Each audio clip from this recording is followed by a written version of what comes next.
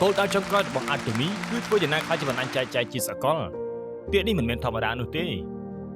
យើងនឹងគ្រប់គ្រងបណ្ដាញចែកចាយជាសកលហើយយើងក៏បានប្រកាសពាក្យដែលមិនអាចទៅរួចផងដែរថាយើងនឹងធ្វើឲ្យគ្រប់បណ្ដាញចែកចាយទាំងអស់គឺចេញពីក្រុមហ៊ុនរបស់យើងក៏ប៉ុន្តែនៅក្នុងអាតូមីធ្លាប់មានប្រវត្តិសាស្ត្រដែលសម្រេចបានគោលដៅដែលអ្នកគ្រប់គ្នាគិតថាមិនអាចទៅរួចខ្ញុំក៏បានប្រកាសថាយើងនឹងក្លាយជាក្រុមហ៊ុនខ្នាតអន្តរជាតិទាំងដែលខ្ញុំកំពុងទៅរស់នៅក្នុងបន្ទប់ជួលនៅឡើយទេហើយអ្វីដែលកាន់តែមានមហិច្ឆតានោះគឺថាយើងបានប្រកាសបើកលុយ$1 លានឲ្យទៅសមាជិករបស់យើងថែមទៀតផងតែជាក់ស្ដែងយើងអាចសម្រេចវាបានពិតមែនពីដំបូងដែលមានមនុស្សឆ្លាតមួយចំនួនក៏បាននិយាយមកកាន់ខ្ញុំថាតើលោកស្ថាបនិកមានលុយទិញសម្បត្តិយន្តហោះទៅអាមេរិកដែរឬទេតែពេលនេះជាក់ស្ដែងណាស់មែនទេគឺខ្ញុំបានចូលរួមសិក្ខាសាលានៅអាមេរិកដោយផ្ទាល់ហើយ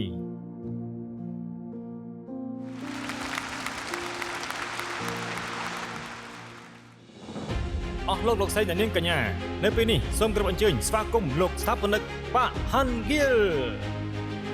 គុណវិបត្តិមួយនៃយុគសម័យ AI គឺថា 40% នៃការងារគឺត្រូវបានបាត់បង់តើពួកគេទាំងអស់នោះនឹងត្រូវធ្វើអ្វីដើម្បីចិញ្ចឹមជីវិតតាមជាបោកខ្ញុំពួកគេប្រហែលជាមានកន្លែងមួយដែលត្រូវទៅនោះគឺជាក្រុមហ៊ុនមួយដែលខ្លួនប្រកាសថានឹងយកឈ្នះ Walmart និង Amazon គឺពួកគេទៅចូលរួមជាមួយនឹងក្រុមហ៊ុន Atomy របស់យើងអ្វីដែលអ្នកទាំងអស់គ្នាត្រូវកត់ត្រាចូលក្នុងសិភៅនៃកថាជីវិតនោះគឺមិនមែនអ្វីទាំងអស់សុទ្ធតែសម្រេចបាន 100% នោះទេគោលដៅដែលយើងអាចសម្រេចបាន 100% នោះមិនមែនជាគោលដៅដែលអាចជួយឲ្យយើងក្លាយជាបុគ្គលជោគជ័យតាមរយៈការសម្រេចយើងបាននោះទេអ្វីដែលយើងត្រូវសាកល្បងនោះគឺត្រូវសាកល្បងជាមួយនឹងគោលដៅដែលមានសង្ឃឹមទាបត្រូវគិតវិជ្ជមានថាទោះបីជាមាន%ជោគជ័យតែ 1% ក៏ជាភាពជោគជ័យដែរគឺយើងត្រូវជឿជាក់លើ 1% នោះហើយផ្ដោតលើគោលដៅនោះឲ្យខ្លាំងនោះហើយគឺជាវិធីនៃបុគ្គលជោគជ័យសូម្បីតែខ្ញុំក៏បានប្រកាសនៅអ្វីដែលមើលទៅមិនអាចទៅរួចនោះដែរគឺខ្ញុំបានអាងថាយើងនឹងយកឈ្នះ Walmart និងក្រុមហ៊ុន Amazon ពាក្យទាំងនេះស្រាប់ទៅគឺមិនអាចទៅរួចនោះទេដោយសារតែវាមិនអាចទៅរួច 100% នោះហើយទៅបានជាខ្ញុំប្រឹងប្រកាសអំពីវាខ្ញុំជិតតែប្រកាសអំពីវាម្ដងហើយម្ដងទៀតគន្លឹះជោគជ័យនៅក្នុង Atomy គឺត្រូវការតែមាត់មួយប៉ុណ្ណោះខ្ញុំបង្កើតក្រុមហ៊ុន Atomy នេះឡើងក៏ប្រាប់តែមាត់មួយដែរភាពជោគជ័យរបស់អ្នកទាំងអស់គ្នាគឺអាស្រ័យទៅលើអណ្ដាតរបស់អ្នកទាំងអស់គ្នានោះគឺជាពាក្យសម្ដីរបស់យើងដែលនាំឲ្យយើងទទួលបានជោគជ័យបើទោះបីជាអ្នកមានអារម្មណ៍ថា 100% ខ្ញុំមិនអាចក្លាយជា Imperial Master របស់ Atomy បាននោះទេតើខ្ញុំរកចំណូលអាណាបានមួយខែ$10,000នោះទោះបីជាយល់ឃើញបែបនេះក៏ដោយប្រសិនបើអ្នកមានក្តីសង្ឃឹមតែ 1% ទៅលើការងារទាំងអស់នោះសូមអ្នកទាំងអស់គ្នាកុំបារម្ភអ្នកអាចដើរប្រាប់គេអំពីក្តីសង្ឃឹមនោះបានហើយសូមនិយាយទៅកាន់ដៃគូបែបនេះថាខ្ញុំនឹងធ្វើឲ្យអ្នកក្លាយជា Imperial សូមនិយាយដូចជាទៅកាន់ដៃគូ Make Imperial ខ្ញុំនឹងធ្វើឲ្យអ្នកក្លាយជា Imperial Make Imperial Make Imperial Make Imperial Make Imperial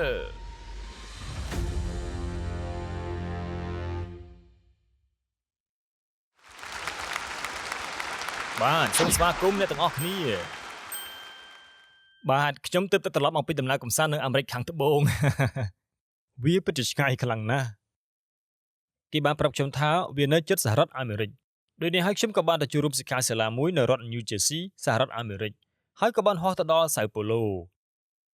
ខ្ញុំបានត្រៀមខ្លួនរួចជាស្រេចនៅក្នុងការចូលរួមសិក្ខាសាលានេះក៏ប៉ុន្តែខ្ញុំបានទៅដល់បរិញ្ញាបត្រយន្តហោះមុនពេលហោះហើរដល់14ម៉ោងតែខាងបរិញ្ញាបត្រយន្តហោះវិញប្រាប់ខ្ញុំថាយន្តហោះត្រូវពន្យាពេលហោះហើរ2ម៉ោងបន្ថែមទៀតហើយខ្ញុំបានរងចាំដល់ម៉ោងត្រូវឡើងយន្តហោះហើយគេក៏បានប្រាប់ថាឲ្យចាំ2ម៉ោងទៀតខ្ញុំត្រូវចាំរហូតដល់ម៉ោង10ព្រឹកនៅថ្ងៃបន្ទាប់ទើបបានឡើងយន្តហោះគឺថាខ្ញុំត្រូវចាំនៅក្នុងបរិញ្ញាបត្រយន្តហោះរយៈពេលពេញមួយយប់តែម្ដងហើយខ្ញុំក៏បានគេងនៅក្នុងបរិញ្ញាបត្រយន្តហោះហ្នឹងបែបហ្នឹងតែម្ដងមើលទៅដូចជារឿងពិបាកភ្នែកបន្តិចដែរនេះហើយនៅពេលនោះដែរសមាជិកដែលទៅជាមួយខ្ញុំបាននិយាយលេងសើចថាពួកយើងជាអ្នកសុំទានចុះជួបមួយអ្នកនៅតាមបរិញ្ញាបត្រយន្តហោះតែយ៉ាងណាមិញពេលដែលយើងបានទៅដល់ Sao Paulo យើងក៏បានទទួលការស្វាគមន៍យ៉ាងរីករាយកក់ក្ដៅពីសំណាក់សមាជិកហើយចំណែកឯនៅរដ្ឋ Bogota ប្រទេសកូឡុំបៀវិញក៏មានសារប្រជុំមួយដែលមានទំហំធំប៉ុណ្ណេះដែរពេលនោះមានសមាជិកចូលរួមឡើងពេញសាលតែម្ដងតែមានរឿងល្អមួយទៀតហើយវាជាអ្វីដែលគួរឲ្យភ្ញាក់ផ្អើលជាងនេះទៅទៀតនោះគឺថានៅថ្ងៃបន្ទាប់នៅពេលដែលយើងបានរៀបចំសិក្ខាសាលាដំណឹងល្អខាងបុគ្គលិកសាខារបស់យើងដែលនៅទីនោះពួកគេក៏បានជួលកន្លែងមួយទៀតដែលអាចផ្ទុកមនុស្សបានរហូតដល់200នាក់ឯណោះតែមែនទែនទៅយើងក៏យល់ថាកន្លែងនោះមិនអាចដាក់គ្រប់ទេហើយយើងក៏បានបដូរទៅទីតាំងដែលអាចផ្ទុកមនុស្សបាន500នាក់វិញតែជាស្ដែងក៏មានមនុស្សចូលរួមរហូតដល់800នាក់ហើយយើងក៏បានជួលបន្ទប់ពីទៀតនៅក្បែរសាលនោះមិនត្រឹមតែប៉ុណ្ណោះនោះទេយើងក៏មានឃើញអ្នកចូលរួមប្រហែលជា50នាក់ផ្សេងទៀតឯណោះដែលអង្គុយនៅចាំស្ដាប់នៅចាំចណ្ដើខាងក្រៅឯណោះមិនបានពួកគេអង្គុយខាងក្រៅអញ្ចឹងគឺដោយសារតែនៅសាលប្រជុំយើងនោះពេញអស់បាត់ទៅហើយពេលនោះវាពិតជាឱកាសមួយដ៏ល្អប្រសើរមែនទែនព្រោះថាមនុស្សមកច្រើនកកកឃើញបែបនេះខ្ញុំក៏រំភើបចិត្តពេកក៏សម្រេចចិត្តថាខ្ញុំចង់ទៅថតរូបទុកជាអនុស្សាវរីយ៍តែម្ដងទៅក្នុងគំនិតរបស់ខ្ញុំ ក៏ធ្លាប់គិតផងដែរថាប្រសិនណាបើមានការឡើងតំណែង Imperial នៅសាខាអាមេរិកនាពេលអនាគតយើងក៏គួរតែបង្កើតឲ្យមានជាសិក្ខាសាលាមួយនៅ Las Vegas ប៉ុន្តែបន្ទាប់ពីខ្ញុំបានមកដល់ប្រទេសកូឡុំប៊ីហើយខ្ញុំក៏បានបដូរចិត្តទៅវិញថាសិក្ខាសាលានេះនឹងធ្វើនៅ Bogota ប្រទេសកូឡុំប៊ីវិញដឹងតែហេតុអីទេគឺដោយសារតែមានសមាជិកចូលរួមសិក្ខាសាលាពង្រឹងជំនឿច្រើនពេកប្រសិនបើធ្វើនៅក្នុងសហរដ្ឋអាមេរិកទោះធ្វើនៅទីណាក៏គង់តែធ្វើដំណើរដោយជិះយន្តហោះក្នុងស្រុកមកចូលរួមដែរខ្ញុំគិតថាបើទោះបីជាទៅប្រជុំនៅទីណាក៏គង់តែជិះយន្តហោះដដែលនឹងដោយនេះហើយយើងក៏សុខចិត្តជិះយន្តហោះទៅក្រៅប្រទេសតែម្ដងទៅព្រោះអីតម្លៃសមុទ្រទៅប្រទេសកូឡុំប៊ីនោះក៏មិនថ្លៃប្រហែលដែរ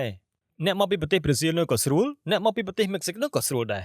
នៅក្នុងឱកាសនោះផងដែរខ្ញុំក៏បានប្រកាសនៅប៊ូកាតារួចទៅហើយថាយើងនឹងធ្វើពិធីឡើងតំណែងនៅទីនោះតើអ្នកទាំងអស់គ្នាដឹងទេថានៅក្នុងពេលបច្ចុប្បន្ននេះAtomy គឺជាក្រុមហ៊ុនមួយដែលកំពុងរីកចម្រើននៅទូទាំងពិភពលោកនៅក្នុងអត្រាមួយដែលមិនគួរឲ្យជឿខ្ញុំក៏ចង់ប្រាប់អ្នកទាំងអស់គ្នាផងដែរថាកម្លាំងជំរុញដ៏ធំបំផុតដែលនៅពីក្រោយកំណើតរបស់ Atomy គឺគុណភាពល្អផ្ដាច់និងតម្លៃល្អផ្ដាច់អ្វីដែលយើងធ្វើគឺយើងផ្គត់ផ្គង់ផលិតផលដែលមានគុណភាពល្អបំផុតនៅក្នុងតម្លៃមួយដែលគ្មាននរណាអាចប្រៀបបានបើទោះបីជាក្នុងលក្ខខណ្ឌដែលផលិតផលរបស់យើងមានគុណភាពដូចគ្នាទៅនឹងក្រុមហ៊ុនដទៃក៏គ្មានក្រុមហ៊ុនណាហ៊ានលក់តម្លៃសមរម្យដូចយើងដែរខ្ញុំសូមបង្ហាញជូនអ្នកទាំងអស់គ្នាលើកនេះចំណូលនៃការលក់ចេញផលិតផលឈុត Absolute របស់យើងគឺលើសពី1 trillion won ឯណោះតើអ្នកដឹងទេពីដំបូងឡើយវាធ្លាប់ជាផលិតផលមួយដែលគេតែងតែមើលស្រាលថាជាគ្រឿងសម្អាងដែលគ្មានឈ្មោះនិងប្រវត្តិច្បាស់លាស់សមាជិករបស់យើងដែលចាប់ផ្ដើមតាំងពីដំបូងនោះក៏ប្រហែលជាធ្លាប់ឮពាក្យទាំងអស់នេះហើ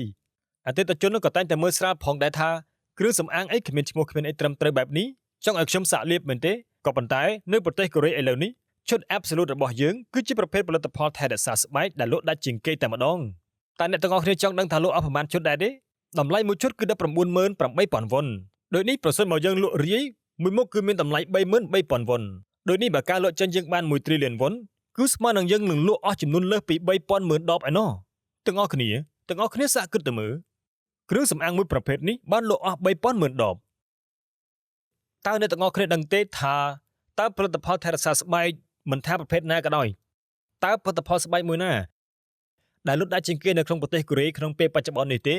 េនៅក្នុងប្រទេសកូរ៉េមានក្រុមហ៊ុនគ្រឿងសម្អាងធំៗជាច្រើនក៏ប៉ុន្តែនៅក្នុងចំណោមនោះគ្រឿងសម្អាងដែលលក់ដាច់ជាងគេបំផុតនោះគឺឈុត Absolute របស់យើងនេះឯងអញ្ចឹងវាមិនមែនជាគ្រឿងសម្អាងដែលគ្មានឈ្មោះគ្មានប្រវត្តិច្បាស់លាស់ដូចពីមុនទៀតនោះទេគ្រឿងសម្អាងរបស់យើងនេះតម្លៃដែលយើងលក់ចេញគឺត្រឹមតែ 33,000 won ក្នុងមួយមុខតែប៉ុណ្ណោះខ្ញុំហ៊ានធានាថាសម្រាប់គុណភាពវិញគឺមិនអោយចាញ់ផលិតផលគេដែលមានតម្លៃ 33,000 won នោះទេនេះមិនមែនខ្ញុំចេះតែអះអាងនោះទេគឺវាមានផុសតាំងជាក់ស្ដែងជាការពិតណាស់ឈុត Absolute របស់យើងគឺទើបតែទទួលបានពានរង្វាន់ស្ដេចសេជុងនាពេលថ្មីៗនេះពានរង្វាន់ស្ដេចសេជុងនេះត្រូវបានផ្ដល់ជូនសម្រាប់តែអ្នកណាដែលឈ្នះចំណាត់ថ្នាក់លេខ1ក្នុងចំណោមបន្តច្នៃប្រឌិតពី 10,000 ទៅ 15,000 ស្ថាប័នដែលបានចុះបញ្ជីជារៀងរាល់ឆ្នាំប្រទេសកូរ៉េខាងត្បូងគឺជាប្រទេសមហាអំណាចបច្ចេកវិទ្យាឈានមុខគេរបស់ពិភពលោកការវិនិច្ឆ័យនេះគឺត្រូវបានកំណត់ទៅតាមប្រទេសណាដែលមានបតង់បានចុះបញ្ជីច្រើនជាងគេក្នុងមួយឆ្នាំហើយឥឡូវនេះបតង់កាន់តែច្រើនកំពុងតែបានចុះបញ្ជីនៅក្នុងប្រទេសកូរ៉េខាងត្បូងជាងនៅសហរដ្ឋអាមេរិកជប៉ុននិងអាល្លឺម៉ង់ទាំងអស់គ្នាពិចារណាទៅមើលទាំងនេះគឺជាវត្ថុលំដាប់កំពូលដែលកំពុងតែនាំមកគេនៅលើពិភពលោកប្រទេសណាដែលមានវត្ថុទាំងអស់នេះពួកគេនឹងអាចរស់នៅបានយ៉ាងងាយស្រួលប៉ុន្តែប្រទេសយើងនេះមានច្រើនរាប់មិនអស់ខ្ញុំសូមលើកយកជាឧទាហរណ៍មួយគឺ Smartphone យើងកំពុងតែគ្រប់គ្រងទីផ្សារ Smartphone ទូទាំងពិភពលោកក៏ប៉ុន្តែមិនត្រឹមតែវិស័យ Smartphone ទេយើងក៏នៅមានឧបករណ៍ប្រើប្រាស់នៅក្នុងផ្ទះទៀតមានគេសួរស្ត្រីមេផ្ទះនៅអាមេរិកថាតើក្តីសម័យនៃការរស់នៅក្នុងប្រទេសជឿនលឿននេះគឺជាអ្វីគេក៏បានឆ្លើយថាការដែលមានឧបករណ៍ដូចជា LG និង Samsung នៅក្នុងផ្ទះមានន័យថាការដែលអាចទិញទូទឹកកកម៉ាស៊ីនបោកខោអាវរបស់ក្រុមហ៊ុនកូរ៉េមកប្រើក្នុងផ្ទះនោះហើយគឺជាស្ត្រីមេផ្ទះដែលជឿនលឿនដូចជាកាលពីមុននៅក្នុងប្រទេសកូរ៉េផ្ទះណាដែលមានទូទឹកកករបស់អាមេរិក Mark GE ដែលមានទ្វារបិទបើកសងខាងគឺគេនាំគ្នាលាន់មាត់សរសើរពេញភូម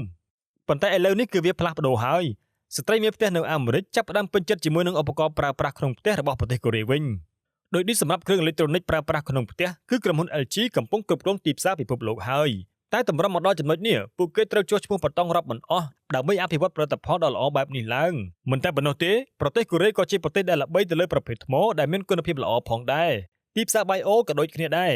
ទាំងនេះបញ្ជាក់ថាប្រទេសកូរ៉េគឺជាប្រទេសដែលមានឥទ្ធិពលនៅលើពិភពលោកដូច្នេះហើយពេលនេះប្រទេសកូរ៉េខាងត្បូងគឺជាប្រទេសមហាអំណាចបច្ចេកវិទ្យាមួយដែលឈានមុខគេនៅលើពិភពលោកប៉ុន្តែក្នុងចំណោមបតង់ទាំងនោះ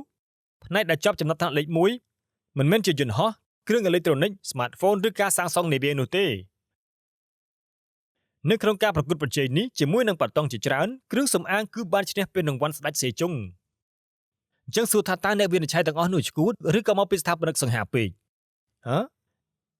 តើមកពីអ្វីទៅបានជាគេផ្ដល់សម្បត្តិចិត្តផ្ដល់ពានរង្វាន់មកឲ្យយើងទៅវិញនេះ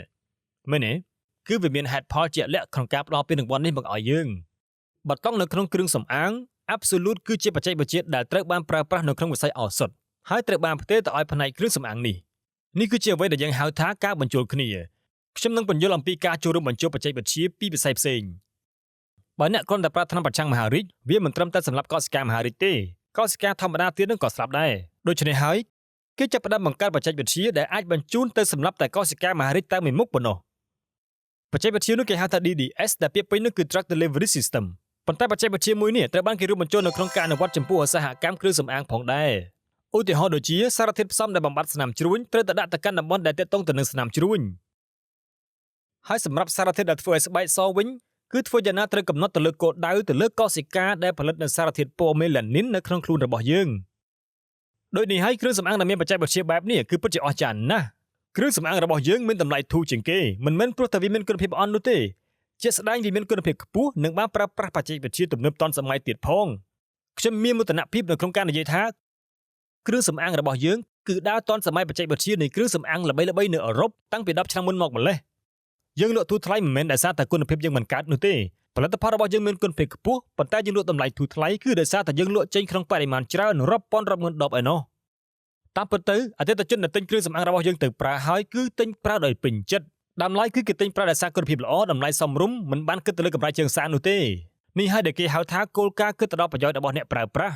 ់ហេតុអ្វីបានជាគេទិញរបស់យើងប្រើប្រាស់ហេតុអីណែគឺដោយសារតែគេយល់ឃើញថារបស់ដែលគេត្រូវទិញវាមានគុណប្រយោជន៍ខ្ពស់ជាងតម្លៃសាច់ប្រាក់ដែលពួកគេមាននៅក្នុងដៃរបស់ពួកគេអញ្ចឹងអ្នកលក់វិញមិនបានជាគេលក់ព្រោះការលក់ទំនិញឬសេវាកម្មទទួលបានផលចំណេញច្រើនជាងការដែលគេរក្សាទុកទំនិញនៅក្នុងដៃដូចនេះហើយការទិញដូររវាងអ្នកលក់និងអ្នកទិញគឺជាការដោះដូរប្រយោជន៍ទៅវិញទៅមក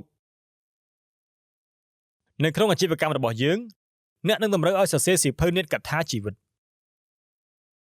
រូបមន្តឬក៏គន្លឹះនៃភាពជោគជ័យគឺមានតែមួយប៉ុណ្ណោះតើធ្វើដូចម្តេចទើបអាចជោគជ័យតាមពិតទៅច្បាប់នៃភាពជោគជ័យត្រូវបានកំណត់រួចទៅហើយខ្ញុំចាំបានថាខ្ញុំធ្លាប់បានបង្រៀនតាមគម្រោងវីដេអូរបស់ខ្ញុំរួចមកហើយអំពីមូលហេតុអ្វីដែលអ្នកមិនអាចជោគជ័យគឺដោយសារតែអ្នកមិនយល់ច្បាស់អំពីច្បាប់ជោគជ័យលោកខាណេគឺបាននិយាយដូចនេះថាលោកបានកើតនៅក្នុងគ្រួសារក្រីក្រមួយហើយបានក្លាយជាមហាសេដ្ឋីរ៉ែដែកដំណាប់ពិភពលោកពេលគាត់ចាស់ទៅគាត់ក៏បាននិយាយថាបើខ្ញុំកាត់មកជាថ្មីជាគូអ្នកក្រដដែលតើខ្ញុំអាចជោគជ័យដែរឬទេតើភាពជោគជ័យនៅក្នុងជីវិតរបស់ខ្ញុំនេះគ្រាន់តែជារឿងចៃដន្យឬក៏យ៉ាងណាពេលគិតហើយគាត់ក៏មានចំនួនចិត្តថាបើទោះបីជាកាត់មកម្ដងទៀតជាគូអ្នកក្រគាត់ក៏អាចជោគជ័យបានម្ដងទៀតដែរ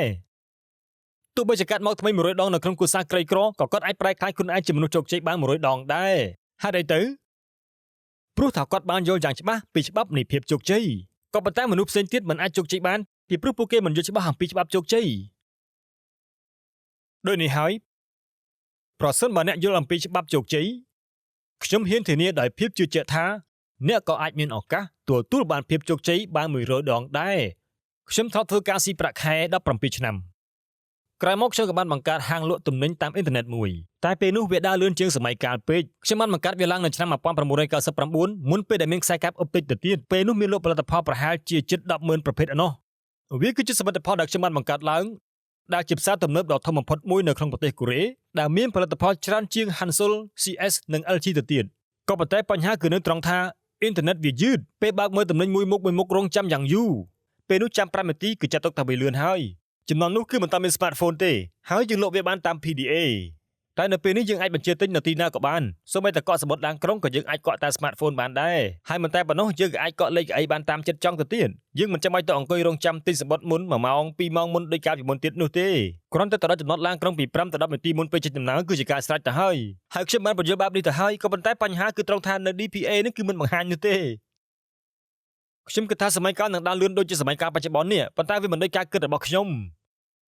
ំបានដើរលឿនជាងសម័យកាលពេកទៅហើយទៅបានជាទីផ្សារទំនើបក្នុងបណ្ដាញអ៊ីនធឺណិតរបស់ខ្ញុំត្រូវដួលរលំហើយពេលនោះខ្ញុំក៏បានបង្កើតក្រុមហ៊ុន Atomy ឡើងពេលដែលខ្ញុំបរាជ័យខ្ញុំត្រូវបាត់បង់របស់គ្រប់យ៉ាងរហូតធ្លាក់ខ្លួនដល់រស់នៅក្នុងបន្ទប់ជួលរយៈពេល3ឆ្នាំពេលនោះខ្ញុំជំរាបអំណរគេហើយម្ចាស់គេមកទារលុយរាល់ថ្ងៃសុខភាពខ្ញុំក៏មិនសូវល្អទៅទៀតក៏ប៉ុន្តែពេលនោះ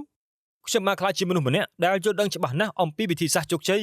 អាចនិយាយបានថាប្រសិនបើឲ្យខ្ញុំទៅបង្រៀនអំពីវិធីសាស្ត្រជោគជ័យខ្ញុំអាចនិយាយរហូតដល់50ម៉ោងទៀតនោះក៏មិនទាន់អស់ផងប្រសិនបើត្រូវបង្រៀនបាន50ម៉ោងគឺត្រូវបង្រៀនពេលព្រឹក4ម៉ោងល្ងាច4ម៉ោងថែមពេលយប់2ម៉ោងទៀតរយៈពេល5ថ្ងៃជាប់គ្នាទៅបានវាគ្រប់ខ្ញុំអាចបង្រៀនដោយមិនចាំបាច់ប្រើกระดาษមេរៀននោះទេខ្ញុំគិតថានៅក្នុងប្រទេសកូរ៉េប្រហែលជាគ្មាននរណាគេអាចស្វែងយល់ពីវិធីសាស្ត្រជោគជ័យបានច្រើនជាងខ្ញុំនោះទេក៏ប៉ុន្តែខ្ញុំបរាជ័យគឺដោយសារតែខ្ញុំដើរលឿនជាងសម័យកាលហើយក៏ធ្លាក់ខ្លួនទ្រោះនៅក្នុងបន្ទប់ជួលពេលនៅបន្ទប់ជួលតើអ្នកដឹងតែខ្ញុំបានគិតអីទេតើដឹងទេ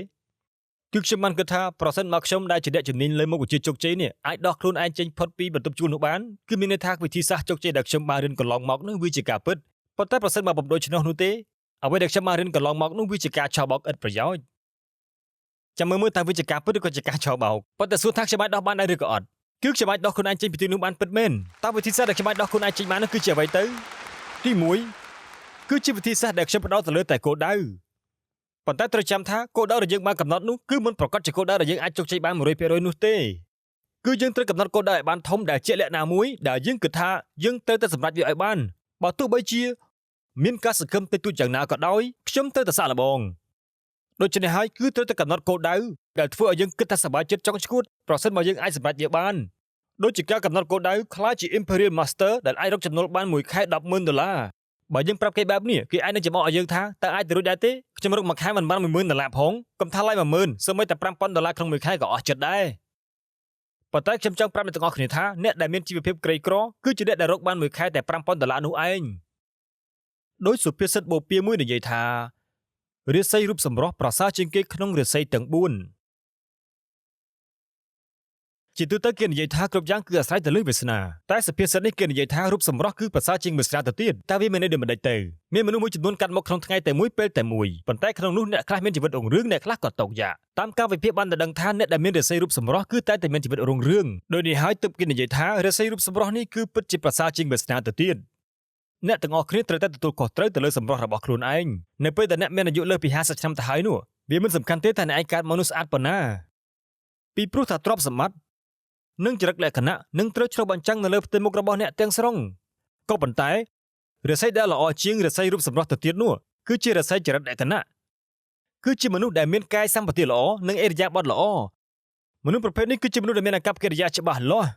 ់ហើយមនុស្សប្រភេទនេះគឺប្រសើរជាងមនុស្សដែលមានរូបសម្រស់ស្អាតទៅទៀតក៏ប៉ុន្តែនៅមានរាសីមួយទៀតដែលល្អជាងរាសីចរិតលក្ខណៈនេះគឺរាសីចិត្តនិងស្មារតីការតាំងចិត្តនិងស្មារតីគឺមានសារៈសំខាន់ជាងអ្វីៗទាំងអស់ដូចនេះហើយបានជាមានសុភាសិតមួយពោលថាការតាំងចិត្តមានឥទ្ធិពលជាងអ្វីៗទាំងអស់គ្រប់យ៉ាងប្រសិនបើមនុស្សយើងប្រាចិត្តឲ្យបានល្អវានឹងបានផលប៉ុន្តែចិត្តមនុស្សយើងតែងតែវង្វេងម្ដងទៅនេះម្ដងទៅនោះតើយើងត្រូវធ្វើដូចម្តេចទៅដើម្បីដឹកនាំចិត្តឆ្ពោះទៅរកភាពជោគជ័យនិងទៅរកទិសដៅដែលត្រឹមត្រូវបានតើអ្នកនឹងរក្សាចិត្តដោយរបៀបណាដូចនេះហើយបានជាខ្ញុំបង្កើតពាក្យមួយឃ្លាឡើងពាក្យសម្ដីមានឥទ្ធិពលលើអ្វីៗគ្រប់យ៉ាងពីព្រោះថាអីពីព្រោះថាពាក្យសម្ដីនេះគឺមានសារៈសំខាន់ជាងរូបសម្រស់ចរិតលក្ខណៈនិងការតាំងចិត្តទៅទៀតជីវិតរបស់យើងនឹងផ្លាស់ប្ដូរទៅតាមការនិយាយរបស់អ្នកនៅក្នុងព្រះគម្ពីរក៏បានចែងដែរថាអណ្ដាតគឺប្រៀបបានទៅនឹងចង្កូតនៃសំពៅអីចឹងដោយនេះបើទោះបីជាសំពៅនោះធំយ៉ាងណាក៏ដោយក៏ត្រូវការបត់បែនទៅតាមទិសដៅអាស្រ័យទៅតាមចង្កូតដ៏តូចមួយអណ្ដាតរបស់យើងនឹងក៏អញ្ចឹងដែរបើយើងនិយាយពាក្យវិជ្ជមានគោពេញទៅដោយក្តីសង្ឃឹមឆ្ពោះទៅរកភាពជោគជ័យនោះជីវិតរបស់អ្នកនឹងតម្រង់ទៅតាមនោះដែរផ្ទុយទៅវិញប្រសិនបើអណ្ដាតរបស់យើងនិយាយថាខ្ញុំទៅមិនរួចទេហត់ណាស់ជិតស្លាប់ហើយនោះជីវិតរបស់អ្នកនឹងធ្លាក់ទៅតាមអណ្ដាតរបស់អ្នកជាមិនខាននោះទេហើយដូច្នេះហើយអ្នកត្រូវតែចងចាំថាវាសំខាន់ណាស់ដែលត្រូវធ្វើអណ្ដាតរបស់អ្នកនិយាយតែពាក្យវិជ្ជមានឆ្ពោះទៅរកភាពជោគជ័យអ្នកទាំងអស់គ្នាដឹងទេថាពាក្យសម្ដីគឺពិតជាមានឥទ្ធិពលអស្ចារ្យណាស់ខ្ញុំធ្លាប់ទៅចូលរួមការជួបជុំមិត្តរួមចំនួនហើយខ្ញុំជាសិស្សម្នាក់ដែលរៀនមិនពូកែទេតែក្នុងនោះមានអ្នកគេរៀនពូកែមានអ្នកខ្លះគេបានរៀនដល់សាកលវិទ្យាល័យជាតិសេអ៊ូលទៀតផងពួកគេក៏បានសួរនាំអំពីខ្ញុំពួកគេក៏បានសួរថាតើឥឡូវនេះ Han Gil ធ្វើការនៅឯណាដែរដឹងទេខ្ញុំក៏សប្បាយចិត្តណាស់ព្រោះពួកគេបាននៅកលឹកដល់ខ្ញុំពេលសាកសួរអំពីខ្ញុំនោះមិត្តភក្តិខ្ញុំម្នាក់ក៏បាននិយាយថាឯងមិនដឹងទេអីតើឯងស្គាល់ក្រុមហ៊ុន Atomy អត់គ្នាស្គាល់តាហ្នឹងហើយ Han Gil គឺជាស្ថាបនិកនៃក្រុមហ៊ុន Atomy នោះឯងពួកគេក៏បានសួរខ្ញុំថាតើឯងធ្វើម៉េចបានខ្លាចជាស្ថាបនិករបស់ក្រុមហ៊ុន Atomy បានតើអ្នកទាំងអស់គ្នាគិតថាខ្ញុំឆ្លើយទៅកាន់ពួកគេយ៉ាងម៉េចដែរគឺខ្ញុំបានឆ្លើយថាគ្នាប្រើតែណាត់មួយប៉ុណ្ណោះអ្វីដែលខ្ញុំឆ្លើយនោះគឺជាការពិតបើមិនជឿទេអាចទៅសាកសួរ Imperial Master Park Chung-suk និង Imperial Master Im Seung-taek បានឬក៏សួរ Imperial Master Kim Jong-suk ក៏បានដែរក្រុមហ៊ុនរបស់យើងតែងតែប្រកាសថាយើងនឹងក្លាយជាបណ្ដាញចែកចាយអន្តរជាតិ ដែលផ្គត់ផ្គង់ផលិតផលមានគុណភាពល្អផ្ដាច់និងតម្លៃល្អផ្ដាច់ហើយយើងនឹងគ្រប់គ្រងការចែកចាយនៅលើសកលលោកផងដែរក្រុមហ៊ុនយើងមិនប្រកួតប្រជែងជាមួយនឹងក្រុមហ៊ុនបណ្ដាញទីផ្សារដូចគ្នាទេដៃគូប្រកួតប្រជែងរបស់យើងគឺ Walmart ឬក៏ក្រុមហ៊ុន Amazon ជាដើម